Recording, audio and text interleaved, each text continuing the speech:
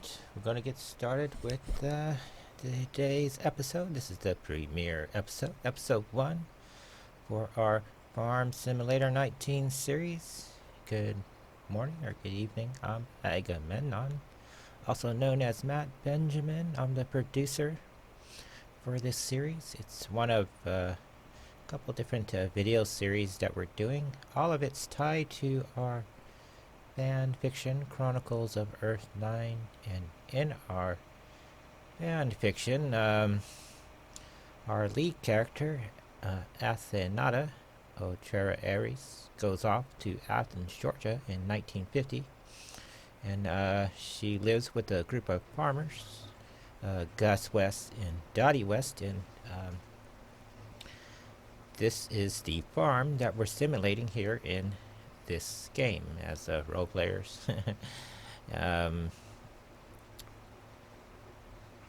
Now, I first started playing Farm Sims 19 the last week of 2019. I got the game just at Christmas, like a day after Christmas or so. And then I started playing it, and what inspired me to get it was I was trying to research cotton farming, because that's the type of farm that our characters had, and I didn't really know anything about it, and I wanted to, the way I like to write, I write in a epistolary style of writing, and that is when you tell a story, it's in the form of correspondences, like letters, diaries, journals. You can throw in actual real I call it documents, like for like factual information. You can throw them in there for the reader, and but it builds up a nice story, fictional story, of course. And kind of lost my train of thought, but our goal is to what brought us into Farm Sims 19 was that I wanted to really learn about cotton farming, so that when Gus is talking in the story, or Dottie is talking in the story, or you're talking with people that had been on the farm, they at least would speak from a reference point of some experience. And if you're writing a story for adults, and all our stories are written for an audience of 25 years or older, you're dealing with people that have worked for a living. Some of them are probably real farmers. And I think that you shouldn't just make up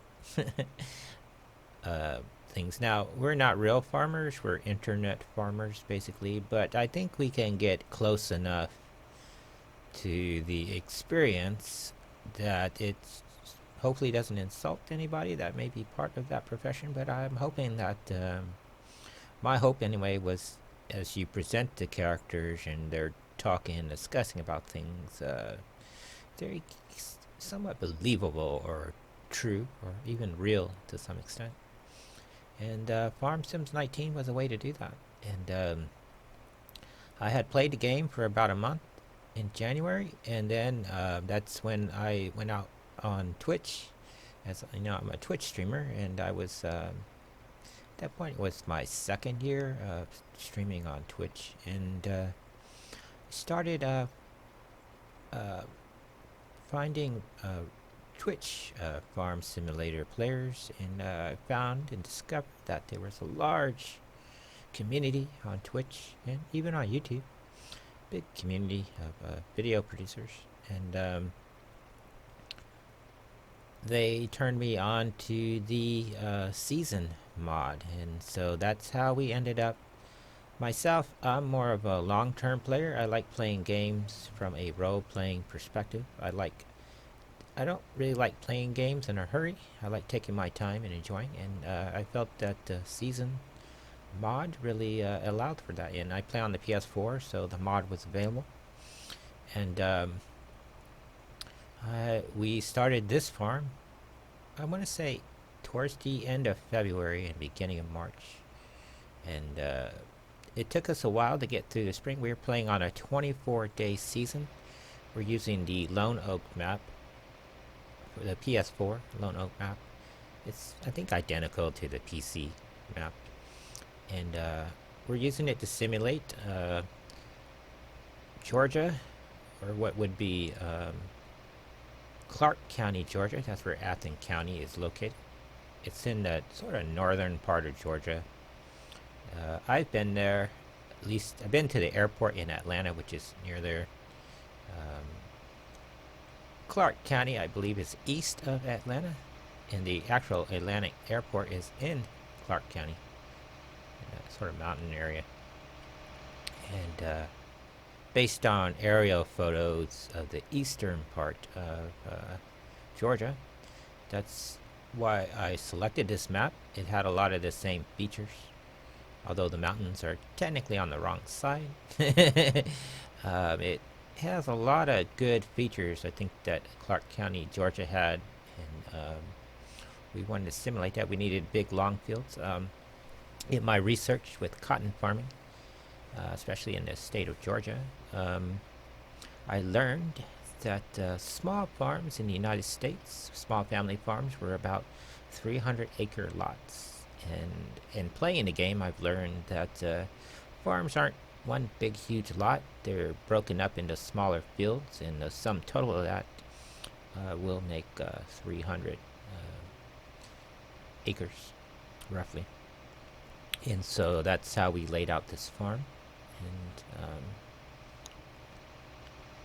you'll see as I shot the video, because I can only shoot video for the series on usually Tuesday night. That's the night I'm shooting all the raw footage for this, and then I process it Wednesday afternoon and evening, and Thursday morning.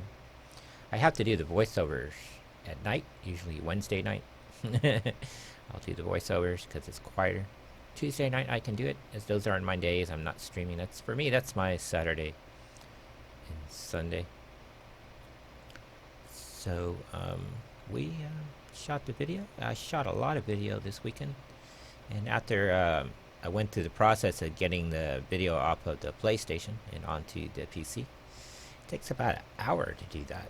It's an hour-long clip, and the way I move the video over, I don't have a cable to go from the USB port to my PC, so I have to use a car.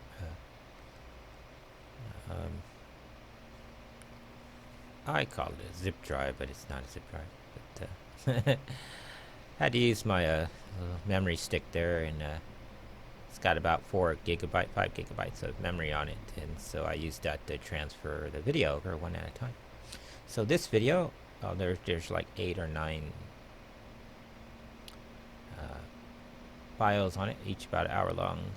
I've decided to process this at an hour-long interval. This video is going to go a little longer because the first video I shot as a test, which we're watching right now, was it's about 16 minutes, and the final video that we shot was only a few minutes because I wanted to capture the end process. I wanted to go through, because we're seasoned farmers and we're using the precision mod. I like playing the slower game. I've noticed that a lot of videos on Farm Sims 19 on YouTube tend to go the shorter game route. You never really see any videos out there of people doing the long game, and I think it builds up an impression that that's the way everybody plays, and I don't think that's true. I think for a majority of people in the game that's true, but I think there are people who are like me, that like to take their time and farm. And I don't know, I don't want to say do it the right way, because I think that's misleading, but I feel that the game offers a lot of benefits in taking your time and planning your year out. And so here, that's how we got to where we are. And if you're new to the season mod, or you're new to Farm Sims 19, let me say, in the corner there, you'll see at the top, you have all this information that's available on the season map.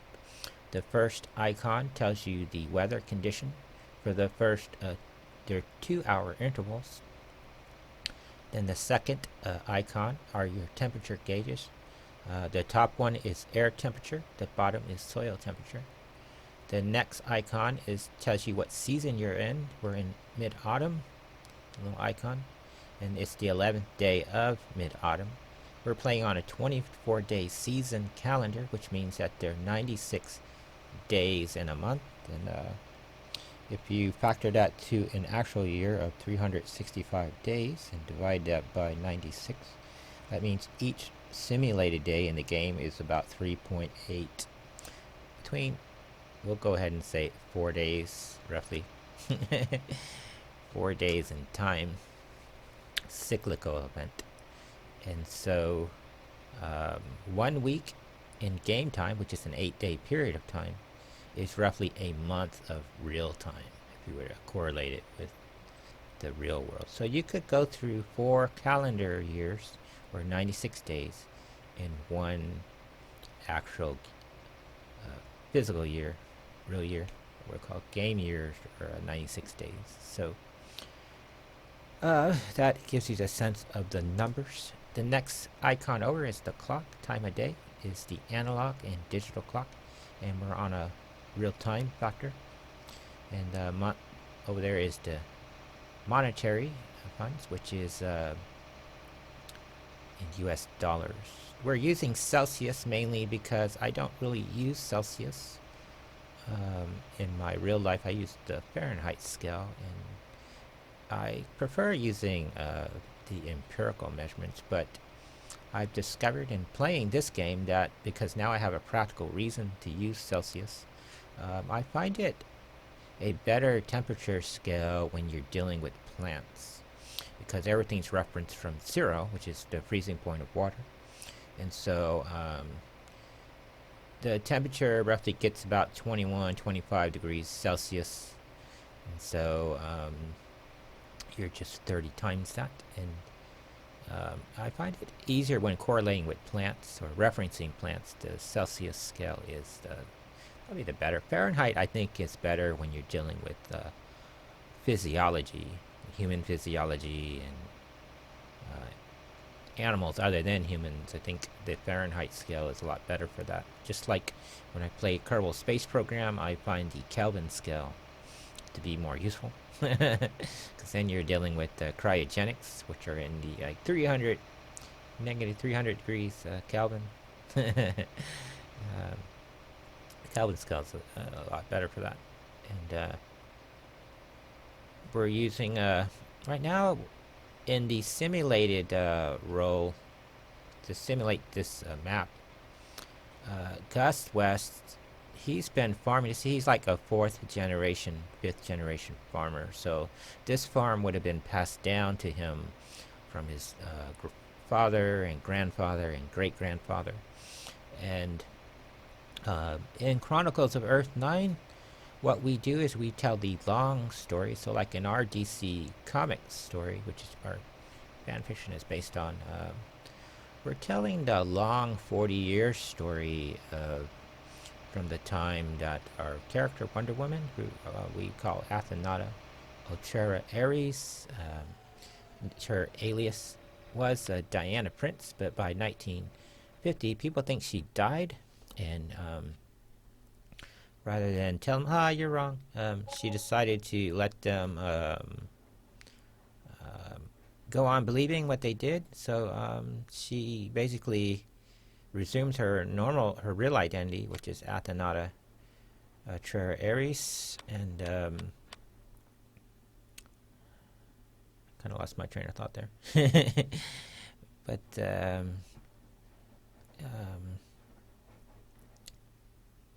she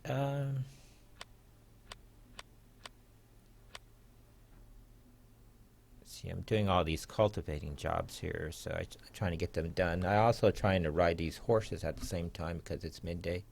We have a livery stable on the farm, and people basically pay us to ride their horses and care for them. People that buy horses but don't really have a place to care for them, they hire us, and we service their horses, and based on how often we service the horse, that's how we get paid every day. And so I always try to get my service contract started around 9 a.m. I always start my farm day at 6 a.m. That's the farm time. And then they're usually long. They go all the way till sunset usually. And I try to stop doing jobs about 6 p.m. Mainly because with the season mod, if you hire labor anytime after 6 p.m. and before 6 a.m., you have to pay them overtime. So I try not to do that. Not that I wouldn't pay them overtime. I'd gladly pay it if it's necessary, but I try to keep the labor down. And I was saying that we're on to simulate the character, because the character is independently wealthy, and what happens in the story is she comes along at a time. It's 5 years after the mother died, who was running she was running a boutique, and she also ran what do they call it? It's just my mind. The facility where they take the cotton and turn it into yarn, thread. I know what it is, but it escapes me now that I'm thinking about it. But she was running that part of the farm, and Gus was mainly running the entire farm. And when the mother, Maybelline, dies in the story, he lost that ability, and he was trying to run it as best he can, but he didn't know anything about it. And so, plus he didn't have any business experience. And so the daughter, Dottie, who in the story, when we meet her in the story, she's a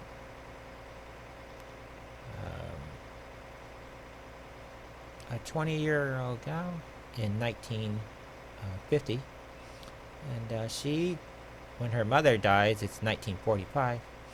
And so she sort of takes over that with no real practical business experience, but she had been working in the business at the time that she was young, and so she knew a lot about it from her mother.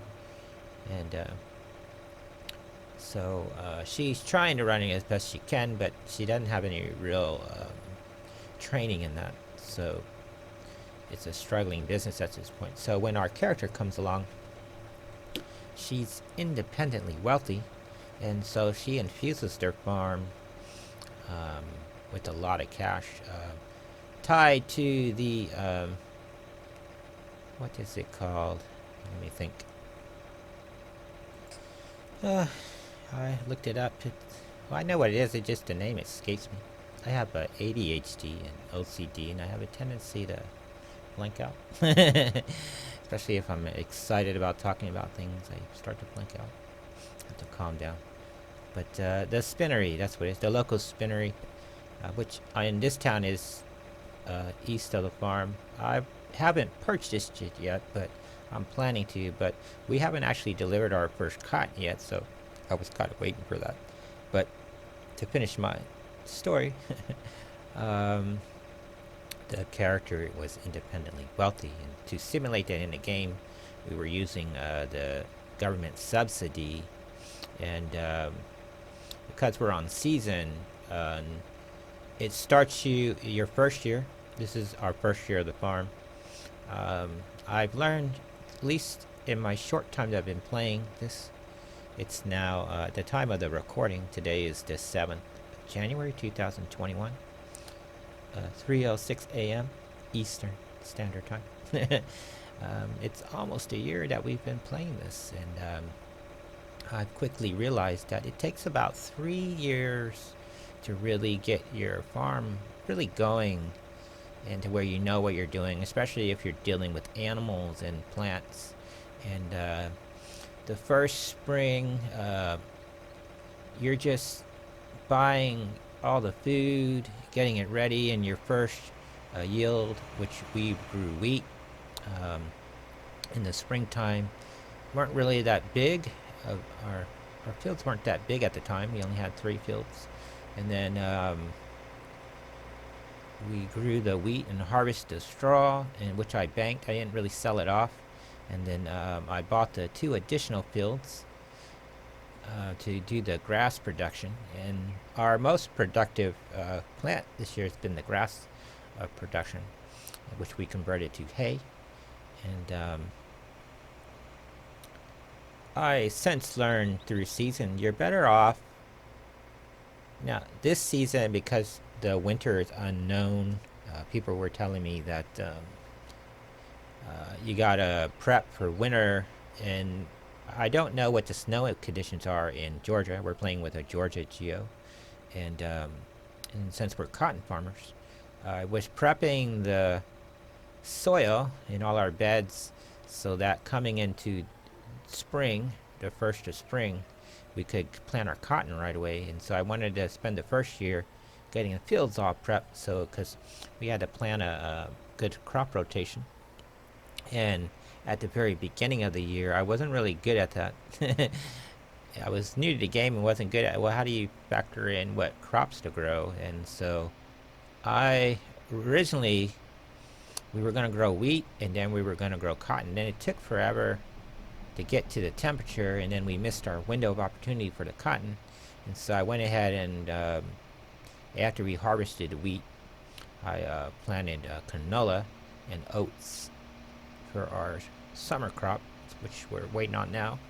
In one of the fields we bought, the guy was growing barley, so I decided to keep the barley, and just because it's in its second growth phase, that we're better off just waiting, because it's only 2 more weeks till the first of winter, till we reach the last growth cycle, and then we can harvest everything at the same time.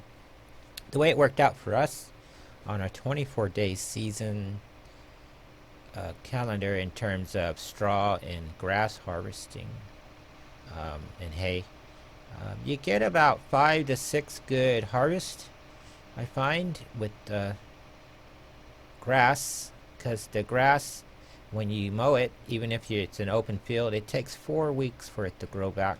So if you have 12 weeks, which is simulating 12 months, you only have 6 times that you can cut it. 5 or 6, because we don't know what the winter, we're going to be able to cut things before the winter. It might die off before then. So at least get 5. And I learned that you're better off just converting that to hay, because the bunker silo takes grass or hay.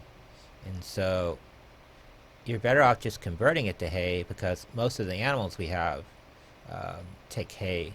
And so that's really there to feed the animals. I'm not sure if the 250,000 liter hay loft is enough reserves for the animals, but I figured with the hay, since we're producing enough hay where we're getting 6 replenishment of it out of the year, that's more than enough to fill up the hay loft. And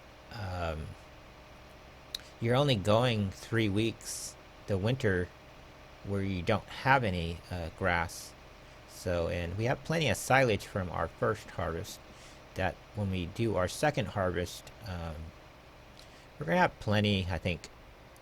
But in case I'm wrong or factored wrong, I built a reserve of grass this year. I put out a silo, and the way I do my silos, except for the one that we're using for manure and fertilizer, we use that as a multi-purpose silo.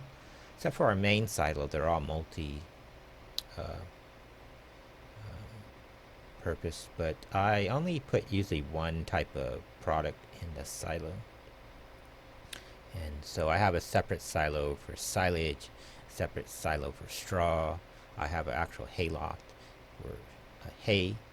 And then so this one, we're storing the pig food in there, but I used the remaining to store about 400,000 liters of grass for, I think that's enough, because when the grass dies off, you're going to need to replenish the grass for the cows, the cow pastures, the sheep, and the horses are all going to need hay. And so I don't know what that's going to be like, because we haven't got to our first winter yet. And so we'll see. I'm going to hope that 400,000 liter grass reserve is enough. If not, we could always buy it. And so that's how we ended up using the government subsidy. And I see the government subsidy a little different than some people. Some people are like, hell no. But if you look at the numbers that they're giving you, especially in your first, second, and third year of your setting up your farm, those numbers are probably ballpark figures of where you need to be in terms of profitability. So, like, when the game assesses you, it assesses based on what your capacity of your farm is. So, if you have a small farm, you get less of a subsidy. If you have a larger farm, you have a bigger capacity. So, our primary concern was that we were feeding the animals, and so all our operations had to go to sustain that. And once we were able to sustain that, then we were dealing with straight out profitabilities. And since our main crop is cotton, and we subsidize that with wool, with the sheep, and we only get one good crack at it in the springtime, and then the summertime is when we grow our cash crops. Now with me, I don't normally sell my, like if I harvest my crop, I don't sell them right away. I go and throw them in a silo until they're filled, and then I sell off the surplus, basically, and then I slowly sell the product through the year, through 96 days, so that you're selling product every day of the year. That way the farm is, although it's not as much as you would get in one big bang, you're not going periods of time where the farm's not profitable. And so I think of it as a warehouse. I call it the warehouse technique. And I do this in a lot of other games, but I use the bank in most other games as my warehouse. And so you set up your warehouse so that you fill that up. So anything excess out of that you sell off, and then that reserve is your emergency reserve. So like if you have to feed the animals, you have to eat, that kind of stuff, you have a good reserve so that the animals, no matter what, are always in good shape. Now this is our first year. On the Lone Oak farm, it uses a community type of map. And what that means is, if you're new to farm sims or not familiar with it, in farm sims you have two modes. You have a career mode and multiplayer mode, and you play with the same map. You think of the farm as a character. If you're playing like World of Warcraft or something like that, you have a character and then you have alts, right? Well, the farm itself is the character in this case. The person that you're walking around is really just for the camera. So you have a camera angle, but the real character in the story is the farm itself. And so sub-maps are designed for the multiplayer setup. So this map was designed as a kind of a community map, and it's designed to where you have the main farm is sort of the main guy running everything, who would be the server operator. And then so all the satellite farms, that though they can be set up, they're sort of feeding into the larger farm. And that's why on this map all the animal areas are common, the major animal areas. And so like the cow barn, the sheep area, the chicken area, the pig area are community. Everybody owns it, or it's green to everybody, or the main farmer anyway, the server. And they all have a 500 unit capacity, which is quite large for this map, I think. But because I added season and precision farming, I've, at least at the time that we're filming this, I separated out my cows and my pigs. At first I didn't know to do that, but I have since read up on it and learned how the game is set up. And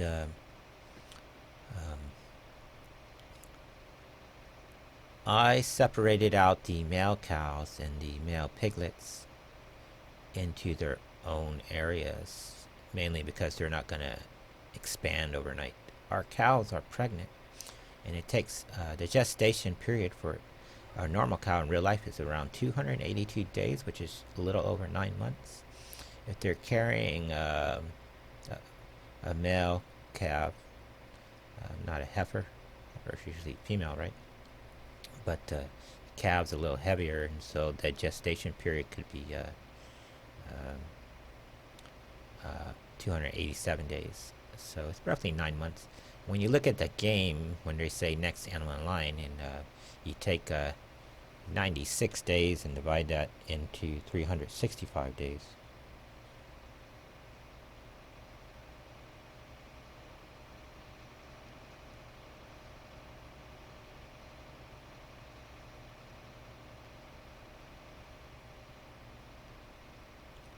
Oh, wait. Actually, you take 365 and divide that into 282 days. 282 divided into 365. Yeah, it's 0.7. So it would take, it's roughly 0.7 of a year, which in the game, if you look at the numbers they're giving you when they're telling you next animal in line, it starts usually about 0.7. That's about 9 months or 282 days for a cow. And all the other animals pretty much follow that same calendar system. So we bought all our cows. I bought all my cows in the spring. And then I didn't, all our animals we bought in the spring except for the chickens. And then we stopped the last day of spring buying animals. So the ones that are pregnant, they got pregnant after the spring, which would have been in the first, second, and third week, which were first 3 months of the year. And so they're getting ready to give birth here in the springtime. So 9 months from spring, which would be like March, would be put you into like what, January, I think. Yeah, January, when you would start seeing births. So that's where we are now. So in our first year, we're waiting on the animals to give birth. I separated out our dairy cows from our beef industry. Basically put the males in a pasture because we're fattening them up for the winter, and then the females are all in their own area. And so I separated out. Now myself, I elected, based on what the game was telling me, data that I was getting from the game, that I separated this year that in the spring and summer we didn't feed straw to our animals, so they produce slurry, except for the horses we gave straw. But in the autumn and winter we put them back on straw. So come the first of spring, we're going to spend the first week weaning our cows off of straw. I bought 2 different animal service vehicles. They're both identical, but with the PlayStation you have to deal with slot counts, and so after you buy the first vehicle, the second time you purchase it, it's only 1 slot, right? So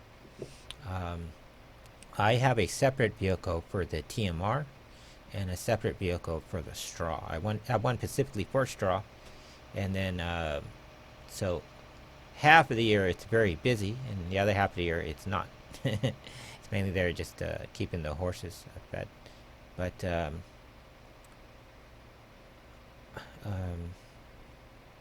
and for me, I think that simulates that you're fattening up the cows and pigs for the winter, and then in the springtime they are a little bit leaner and they drink a lot more water in the spring and summertime. The sheep don't produce wool. They only produce wool in the wintertime. So the rest of the year you're fattening them up and getting them ready.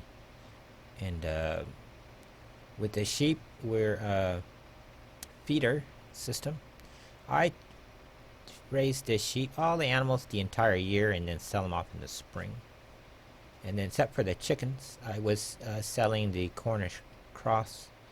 But I soon decided that we're just going to just stay with the leghorn, the white leghorns, the red island roads, and the rooster are be our only male, because the hens give birth to male, and then you take the male and separate them out, and you sell the males off for consumption meat industry. And I sell my eggs every day, so I don't normally have a large surplus of them. And we're going to do the same thing with the milk. We're going to deliver the milk and eggs every day. And so in the course of 96 days, that's where you see the profitability. Like I said, I like the farm to be productive every day versus one day out of the year.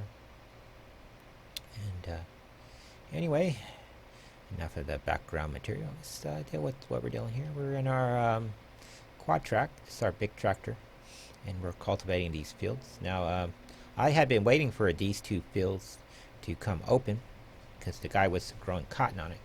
And so I'm going to take these fields, prep them for my needs. This field, the plan was to acquire this field and the next lot over. And I wanted to grow grass on one half of this field, and then the other half we were going to grow trees, or what are called poplars.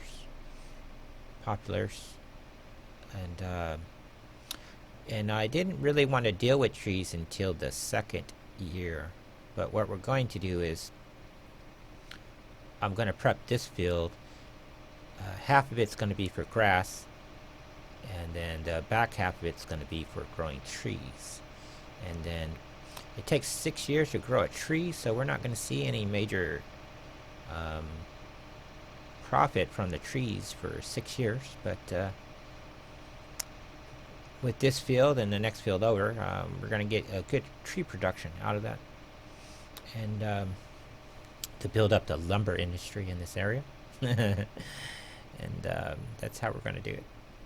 And then the grass itself is to feed our animals, and selling this, mainly hay production. And that's going really good for us. I like driving from inside the tractor. I find it very relaxing. I find it easier to keep the tractor lined up with the edge, what I call dress edge, where you're dressing it to the left side of the tractor or right side of the tractor. Here we're dressing everything to the right side of the tractor, so you want to keep the service side of the field to the left of the front of the tractor there. Between the front of the tractor and the where the inside little area there of the track, that little warning sign there is the spot we're aiming for. And that will ensure everything to the right of you is mowed over, and then the overlap of the tool will account for human error. We're not a precision machine. But after I get done cultivating this field, and the next one overhead there, the one forward of us, or by that field, which I do end up doing during this video series, and I actually prep them. So we have our work cut out for us today, and we're sort of chasing the sunlight. Sun sets around 6:30, 7 o'clock at night, so we're sort of chasing that. I'm in human mode, or I'm driving it myself. Sometimes I hire out I use local labor a lot, but for the purpose of this video, early on I didn't, because I really want to get this field done, and it's a weirdly shaped field, and if I do it, it goes a lot faster. And then when we got onto the next field, where I squared off the field, and it was easier for the AI unit to do it, we would have a better chance. We wanted to get all the cultivating and seed sowing jobs done today, and work our way to the fertilizing job. On this particular map on seasons, I discovered that the majority of our work outside of the farm has been for fertilizing and transporting. Transporting doesn't pay a whole lot per job, but throughout the year it makes up the difference in what you're paying for labor. That's essentially what it does. And I always do those first thing in the morning, unless one pops up late at night. Sometimes they do. Now, I've discovered that most jobs, if you don't log out of the game, show up between 9 a.m. and 11 a.m. So I tend not to do any contract labor until after 9. I start around 6 a.m. on the farm. I service all the animals, and because it's usually dark, and so I use that time to service all the animals. I clean the areas out. I muck out at this time of year, I'm mucking out manure. And then the slurry, you don't have to worry about that. It just fills up in the tanks. And then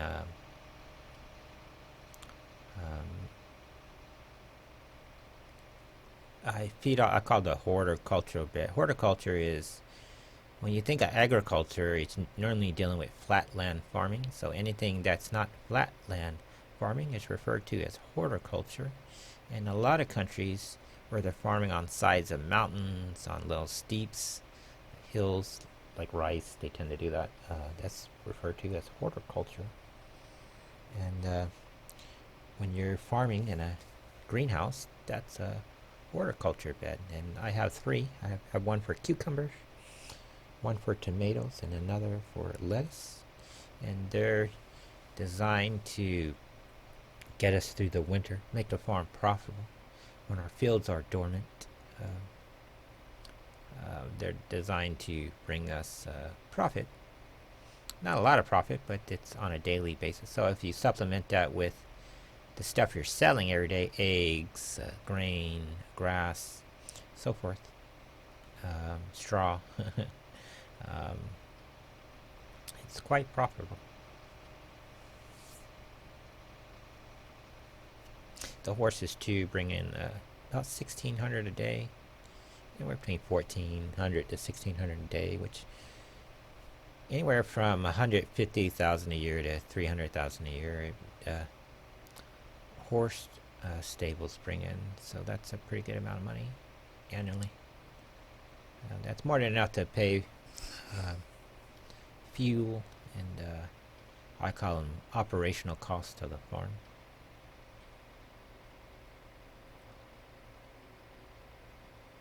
One thing I like by selling stuff every day, making the farm profitable every day, is that you don't really have to worry about prices. Some days the prices are going to be high, some are going to be low, but it's always going to be a profit. It's just a matter of will you be very profitable or little profitable that day. And I sell the products with the service trucks, which has a 8,000 liter capacity, which is roughly 4 pallets if it's a dry product. Liquid holds about 5,000 liters, which is just a little over 2 pallets worth of material. Pallets come in 2,000 unit capacities. I think that's a minimum. And bales are usually 4,000 unit. Although the small rolls,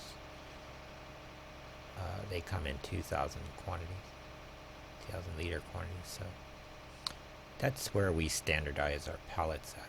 And so we only sell 1 truckload, which is about 4 pallets of material a day. So that works out pretty decent. And then most of our work comes out as contracts, which for the most part of the year has been fertilizing, and transportation. And then harvest, you only get 1 or 2 good days of harvest per season. So you only get a crack at harvest once or twice a year. And you can only really do 1 or 2 fields a day.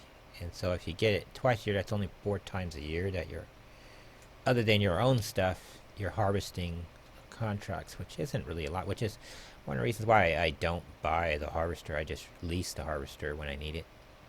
And if the job calls for it, I just use their the equipment they recommend. Unless I actually hit the wrong button, then of course I will lease a harvester. Normally harvesters pay pretty good, so once you factor out the price for the harvester and trucks, it works out pretty decent profit. That's how I ended up with potatoes and sugar beets in surplus to sell off, was because we did a couple jobs. So I've been slowly selling them out at 8,000 liter intervals. And it's not a lot of profit, but it's enough. I discovered you can sell grass on this map. It says in the directions that you can't, but you can take if you look at the prices, grass is a price at the bioplant, and you can go sell it as loose grass or bale, and they will take it in $180 for every 1,000 liters. And BGA processes 50,000 liters an hour. So when you get paid out at the end of the day, and all that goes to produce the digestate for the town. So very profitable.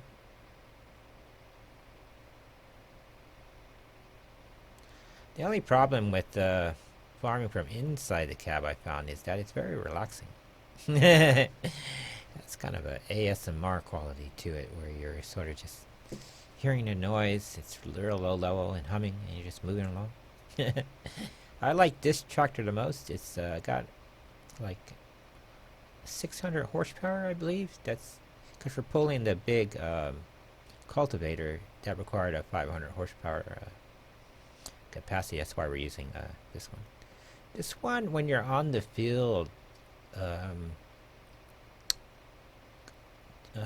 want to say corners a little bit better. It moves into the turns a little easier, I think, than the standard tractor. And because it's a track vehicle, it doesn't really tear up the field.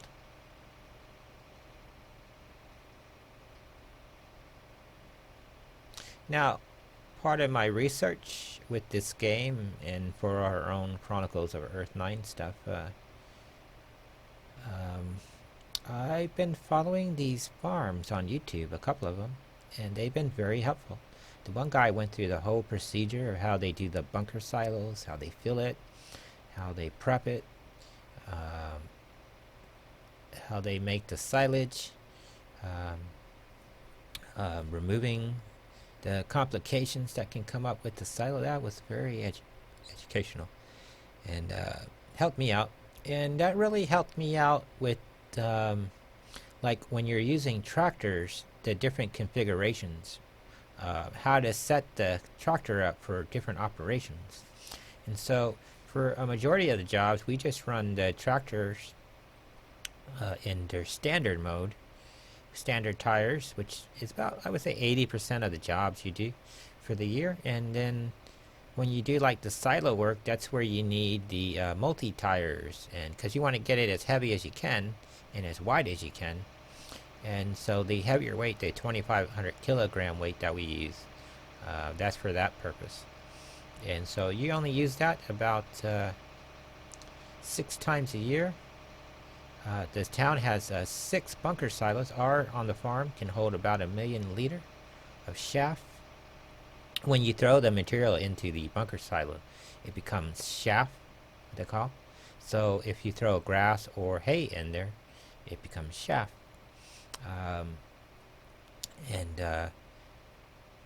The small one is about 1 million liters, and then the big ones, we use 3 of them. So like I'll fill up one. I start with the farm one because it's the closest one, and so that replenishes our silage silo, which we have, and then anything excess of that we sell off to the town, which makes the silage digestate for the town. And then it takes 4 weeks to make silage, so while that one is filling up, when the grass comes back, and I then take that material and put it in the bigger silos, and harvest that, and then I keep the third silo as a reserve, um, and that's how I've been managing our silage situation for the town. And as the main farmer, that's my job. My duty is to make sure all the farmers have silage feed to keep their animals alive and digest it. And I got into a good this year. The slurry lagoon produced about 50,000 liters in the two months that we were operating. Technically 6 months in real time, but 2 game months. That took about 50,000 liters. The cows right now are producing about 6,000 liters of manure a day, which works out to be about around 50,000 liters a week. So our horticulture beds use about, we have 3 of them. They take about 1,000 liters a day, and manure, which is what, about 3,000, so times 8, that's 24,000 liters that they need a week, roughly. So we're producing twice as much as we need, and that works out fine. One of the things that I was unsure of was I wasn't sure if he left us slurry in the slurry lagoon, would it keep over the winter? So I went and stored it in a silo because I didn't want to gamble since I didn't really know. But I've been mucking out the manure pits every week. Well, I do a daily muck out of the barn and drop it into the manure pit. And then at the end of 8 days, I go and put that all in the silo so that we always have a large capacity. The very beginning of this year, we weren't doing any of the manure and slurry for prepping fields. The precision farming, that came along in November and December, basically, and it took me about 3-4 days to kind of really understand it, and I kind of was excited about it after I really understood what it did, and that really helped in fertilizing and liming, and because most of our jobs that we do are fertilizing jobs, it really it's made us cost efficient. And I'm really happy with that.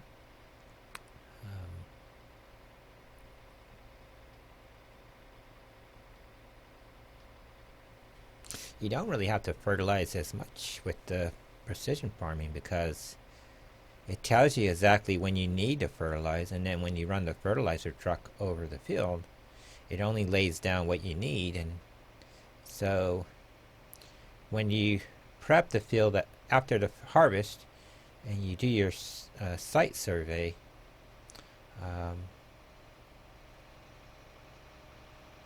that's when you're going to do your herbicide and liming and fertilizing at that time. So it's adjusted to the seed that you're growing. They adjust the soil to the seed. Any gardening, I've gardened, and in gardening, when you're producing your soil, it's called loam. And here there's 4 types of loams. And loam is what you want, has the best pH balance. And some seeds require it a little more acidic. Some require a little more basic. If you're not familiar with the pH balance, what that is pH balance is a 14-point scale. Anything less than 7 is an acidic. Anything higher than 7 is a base. And so most things, because of rain and the salt in the air, will move to acidic. And so they apply alkaline, which is a base, and that moves your acidity to a balanced pH. If you think of the periodic table, left side, right side. Your base are on, I believe, the left side, and the right are on the right side near your noble gases. Everything what they call the rule of noble rule of chemicals.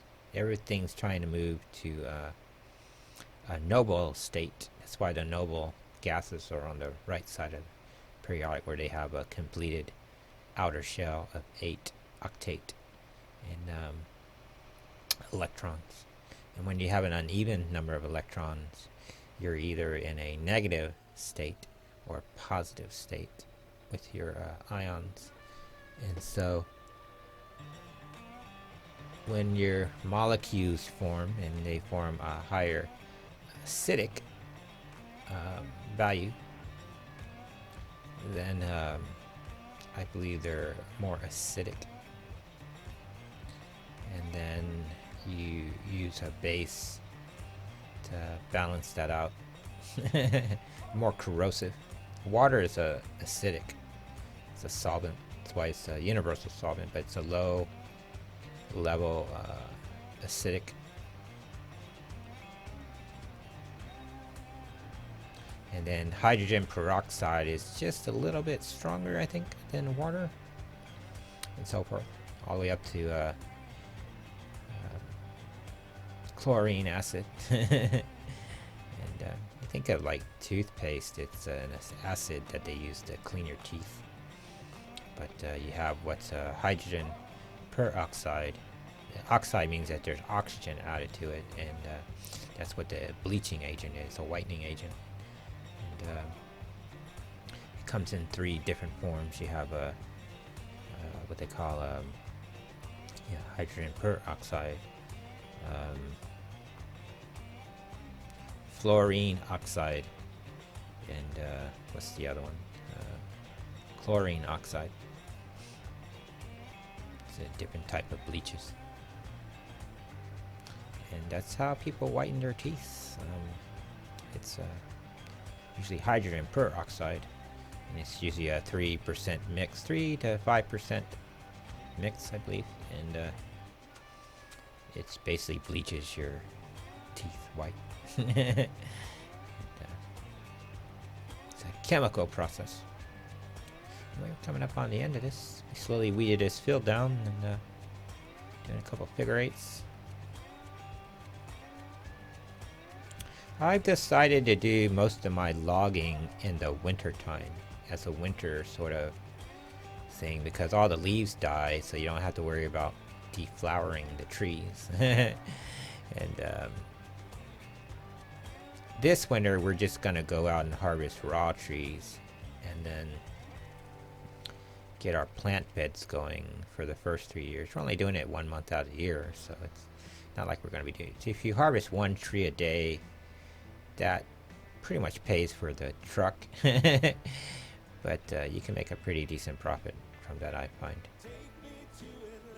And the local lumber industry will benefit, which moving forward it's gonna slowly increase. One other thing I wanted to tie up with was with the animals. With the 500 unit capacity, where you only fill the pens 1/5 populated in the first year. That was done on purpose so that we didn't exceed our animal capacity and our ability to feed them. And as they slowly give birth, they're going to populate. And we knew it coming into the first year, we wouldn't have. The first year was just getting the animals all up to their weight, maturity, and then they would give birth. And the way the game does it with the cows is that they're artificially inseminated, and that's why they don't require a bull. So all the male cows you have are pretty much for consumption, or the beef industry. So you can sell them off. And it takes a year to grow a cow or a bull. So, and that gets you up into the 1,100 pound. Now, I switched back to using meters to pounds and kilograms to pounds, because I just know what that is. And I like the kilogram system. The more I've used it, in that it's the numbers are smaller. So like a chicken, if you use pounds, a rooster is about 12, 13 pounds. A white leghorn gets up to about 5 and 6 pounds. The Cornish cross you sell usually around 7 pounds. And so the Rhode Island Red gets a little heavier. She gets about 8 pounds, 8, 9 pounds. And so those are sort of your target weights. The Cornish cross, I've learned, if you use the season, once you get into the midsummer, between that and spring, the price of chickens holds steady. And the Cornish cross are basically free at that point. And so that's the time when I've been buying 10 a week. So like the first day of each, early spring, mid-spring, so forth, I would buy a set of 10 and then let them grow for like a month or two, because they only take 2 months to fatten up. Then you sell them off. And then that way, I was selling them on a weekly basis, but I might do it on a daily basis. Because they're free, so you just buy 10 a day. And then that way, in 2 months, the initial where you're fattening up, you can go ahead and sell them off in lots of 10s. And then every day, and then your Cornish cross are profitable at that point. The only problem is if you buy 10 a day, that's going to be 2,400 at the end of a month, right? So it would be a lot, but at least do the first. I find 10 a week to be satisfying. You want to have a place for them. But the one thing that I don't like with chickens that I do like with the other animals, that you can move the other animals to other areas. So like you could have staging areas so that you know what pens are for what. You can't really do that with chickens. I did see I bought the PC version of the game here this Christmas, because I wanted to make a PC version of all our farms, which I'm going to do, which is going to be part of our video series, because I stream the game pretty much 5 nights a week, so which is about a 3-hour period, which I like the PlayStation farms for that because they're small. But with the PC version, we don't have slot limitations, and I wanted to make this particular farm how it is in the story. So we're going to be making that farm in the Six Ashes farm. I wanted to make a diary of that. And,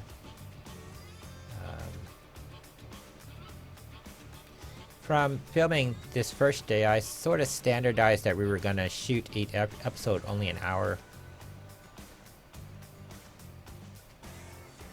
Well, we're going to distribute it an hour at a time, and then so we shoot all the videos on Tuesday night, and it takes you through an 8-hour day basically.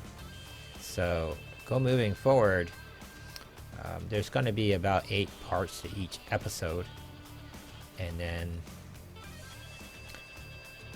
so you kind of get the idea is that you see the farming over a long period of time, both in terms of daily time and months, and see how the farm evolves. And I think people can extrapolate all kinds of information out of that. It's kind of fun. I'm hoping it's successful. People find them relaxing. Right now I'm trying out the music because the game has its own in-game music radio, which on the streams I have my own radio station, so I play that. But you couldn't really do that with a YouTube video because you probably get a copyright strike, and I don't want those. And for this first couple of episodes, we're going to try out this music, and if I end up not getting a copyright strike, then we'll keep doing it. But if I end up with a copyright strike, we're not going to be using the music in future episodes. Well, I'll have to compose my own music, which I can do, but I haven't gotten around to doing it yet. Right now we're getting our farm Sims 4 and World of Warcraft video series going. We're going to be adding, we have a Star Trek Online one, and then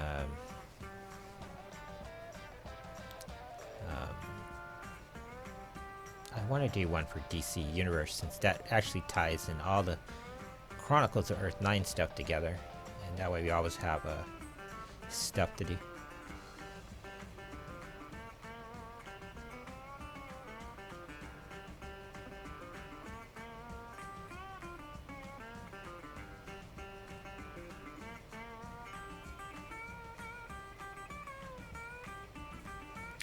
More of a country person, so I like, when I play the game, when I stream, I normally listening to country music, which on Twitch is kind of weird. You don't really see a lot of people on Twitch listening to country music.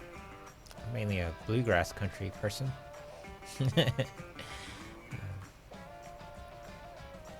But we're intending this to be like a documentary series. I don't know if you ever watched, like, in the old days, when I was young, you could catch these documentaries on the weekends, like Sundays, where they're out farming, how things are made, that kind of stuff. They show like how corn is made and how beer is produced and that kind of stuff. And that's how I'm intending these to eventually be, even though it's internet farming, so it isn't real. But they're intended to be relaxing. Sort of. We're coming up on the hour and 7-minute mark, so we're near the end of this. So now this is like a, I believe, a 6-part series, so at least at the top of my head, might be more. I shot like 8 hours of video on the first day, but moving forward, we'll probably do the same, at least for this series. It would be fun, because I think it's important to see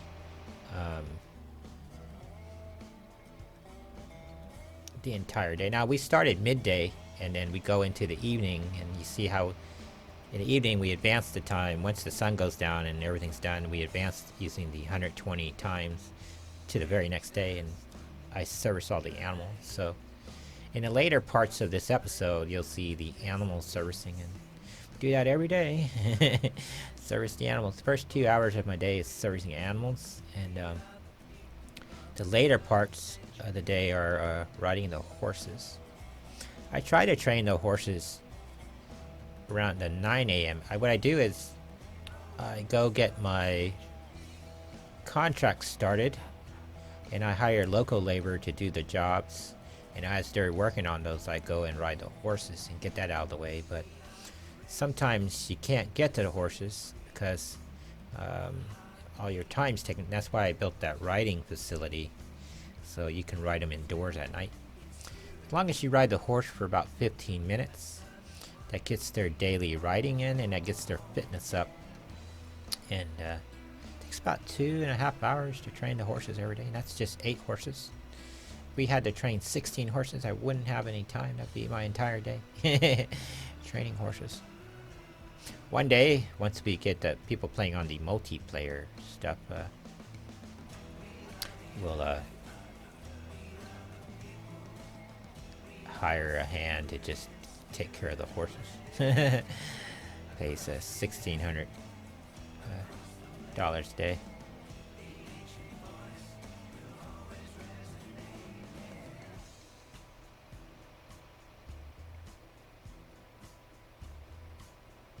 Yeah, because then they'll be caring for 32 horses, and so the farm would only be making $1,600, and the other half would be there to pay the farmhand. The player character that you would hire who would service the animals, they basically, you make it a daily contract, and they walk in and sign the contract in the morning and go care for the horses all day long. And then one of the things that we're doing with this farm is we're building up the server for multiplayers. Once people learn who we are and where we are at, maybe they'll want to come and farm on our maps, and hopefully that day comes soon. I hear the next farm sims is almost out, so I'm contemplating on, because we put a lot of work into the farm, on how we're going to carry over the farm to the next game, which is causing me all kinds of anxiety, because I'm like, you know, you put a lot of work in a farm, you don't want to just give it away.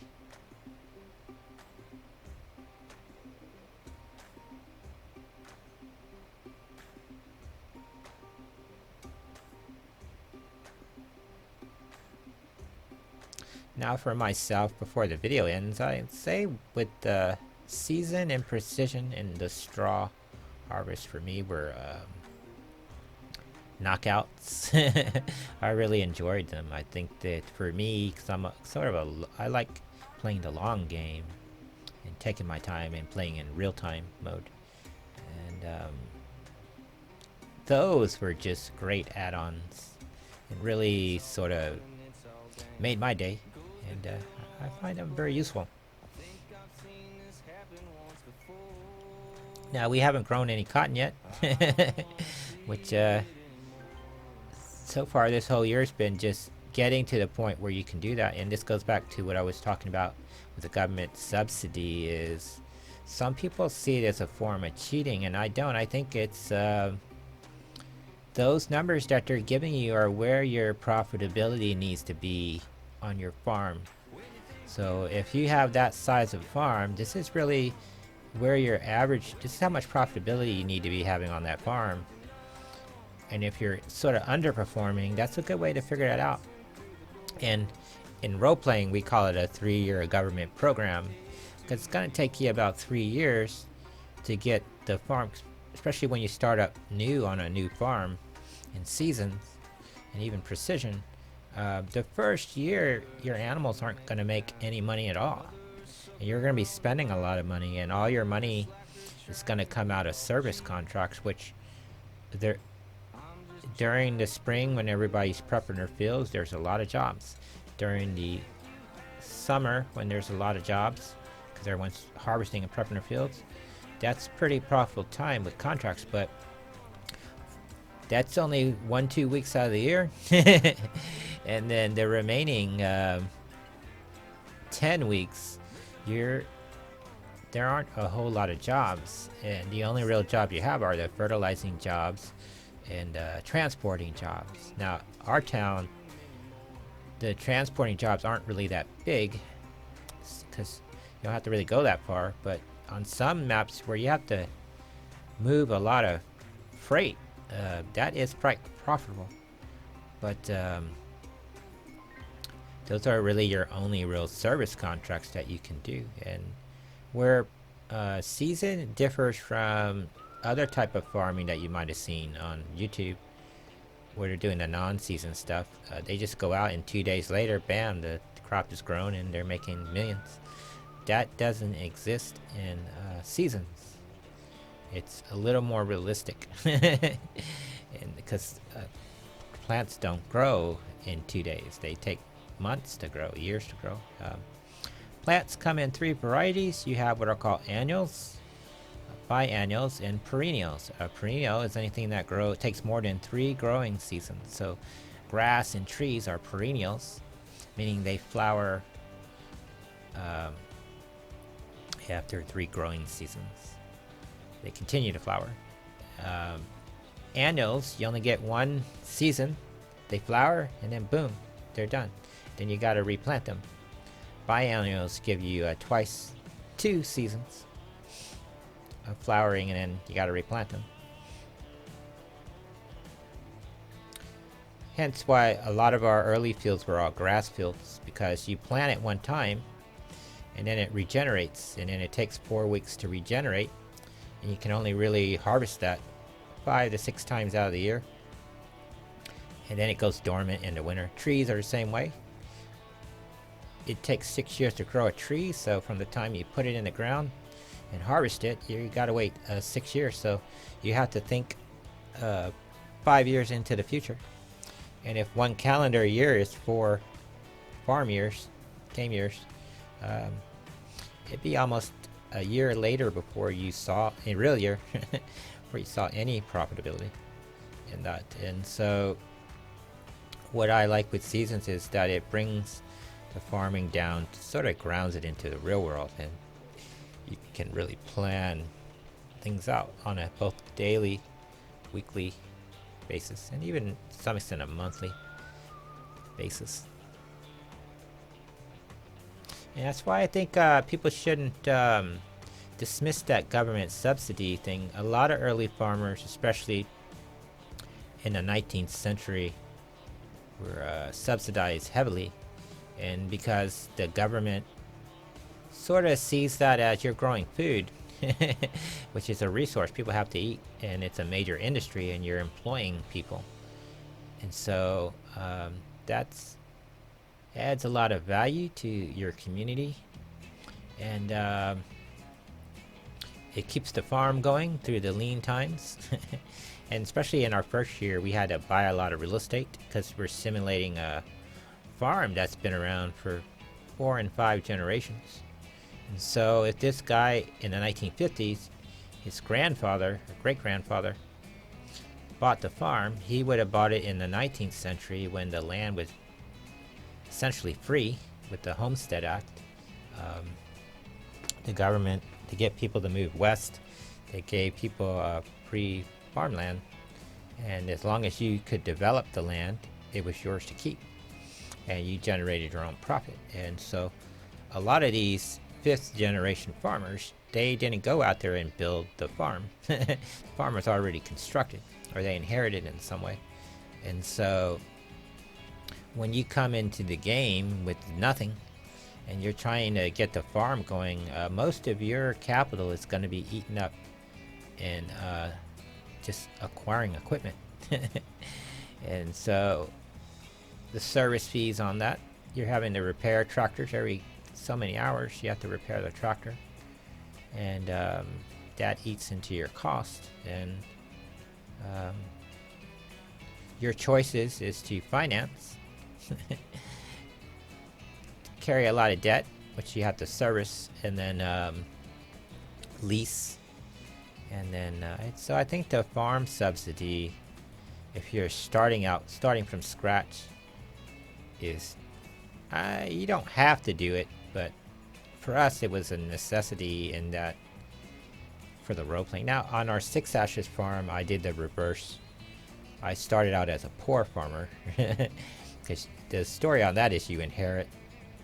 You basically move to this community, and I put our 6 Ashes farm in Scotland. That's the geo that we play on, and because we didn't have a UK farm, and I have 7 different farms right now, and a couple of them are in the US, a couple are in Europe, and I didn't have any farms in the UK, so